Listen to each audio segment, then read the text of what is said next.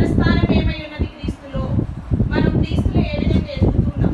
ముందుకు వెళుతూ ఉన్నామా, వెనక్కి వెళుతూ ఉన్నామా? మనం ముందుకు వెళ్ళే వారుగా ఉండాలి. మన ఎదుట ఉంచబడిన పందెంలో ఓపికతో పరిగెత్తాలి. అవునా? మన ఎదుట ఉంచబడిన పందెంలో ఓపికతో పరిగెత్తి క్రీస్తుని మనం చేరుకునే వారముగా ఉండాలి. 3 నుంచి 13 వచనాలు చూసుకున్నట్లయితే 3 భాగాలుగా విభజించాను నేను. 1 నుంచి 2 వచనాలు పొజిషన్, మన స్థానము క్రీస్తులో ఏమై ఉన్నది, మనము ఏమై ఉన్నాము క్రీస్తులో గ్రహించవలసిన వారమై ఉన్నాము.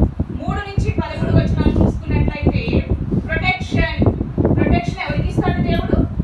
దేవునిలో ఉన్న వారికి మాత్రమే ప్రొటెక్షన్. కాపుదల, క్షేమము, భద్రత. కాపుదల, క్షేమము, భద్రత.